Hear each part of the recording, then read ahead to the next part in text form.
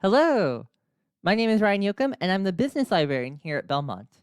Today, we're going to talk about Euromonitor Passport and its specific application to the Principles of Marketing course. Euromonitor Passport is primarily helpful with market research, but I recommend taking a different angle with it.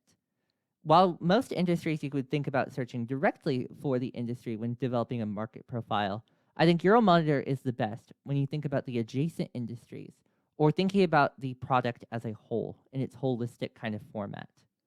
So if we're in the marketing research guide on the library webpage, I'm going to go to the consumer and market research tab, and then let's click on Euromonitor Passport.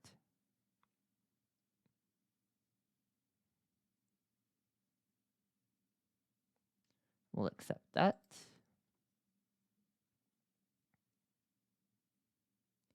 And now we will get this page. Interestingly enough, I was talking to the representative who recommended to not use the search engine, and that is what I will also recommend using too. I think what you're going to find the best is to use the tabs right at the top and to reverse engineer the topic. So let's say I'm interested in ice cream stores, and I want to better understand both the industry and consumers.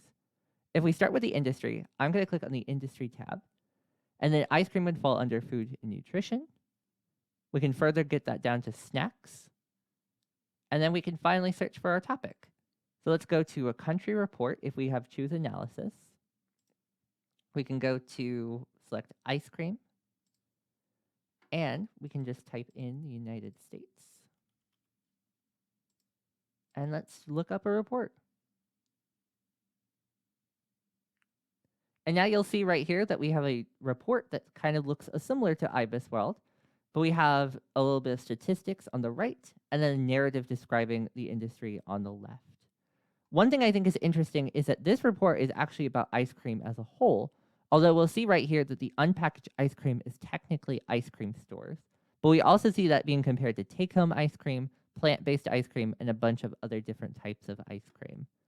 What is unique about this, though, is that I think it's very important to think about as the industry as a whole, as the ice cream store industry is not only competing with other ice cream stores, but also if you think about it, taking competition as well with ice cream bought at grocery stores or any other kind of dessert. So that is very important to think about as we are thinking about our industry. No industry happens in isolation. You can also think about that with cars, for example. Recently, there's been an increase in car prices because of not what's going on in the automobile industry, but what's happening in the chip industry, as there's been a shortage of chips that has seeped over into the automobile industry, increasing those prices. So that is just something to think about too if you're having struggles finding information for your topic, to think about some of the industries that are influencing and impacting your industry. And so if we go up, we can actually then go get more information about consumers in a similar kind of vein. So if we go up and do the consumer tab, I'm going to click on lifestyles, and then we'll perform a similar search.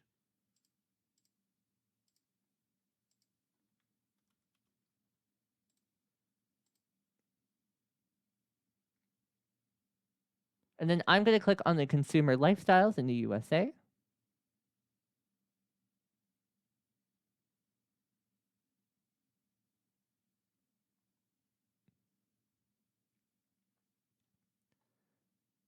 We can full screen that as a PDF.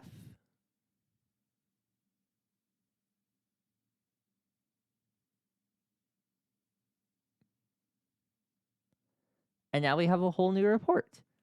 So if we go here, I'm going to just search up eating and dietary habits.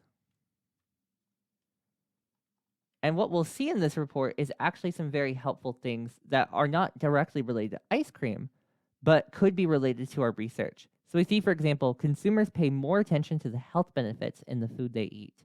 This is naturally going to seep over into ice cream stores, as this can help us to think about either what kind of options that your store could provide, or is this going to be any kind of challenge to ice cream stores if people are more health conscious. In the same kind of vein, the next statistics talk about the lack of time to buy groceries and prepare home-cooked meals impacts meal choices.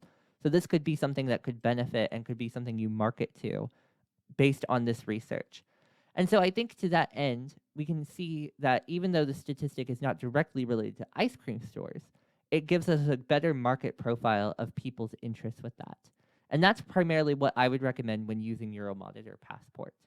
If you have any questions about how this would relate to your industry, you're welcome to reach out to me, and I'll be happy to help you navigate that. Thank you very much for your time.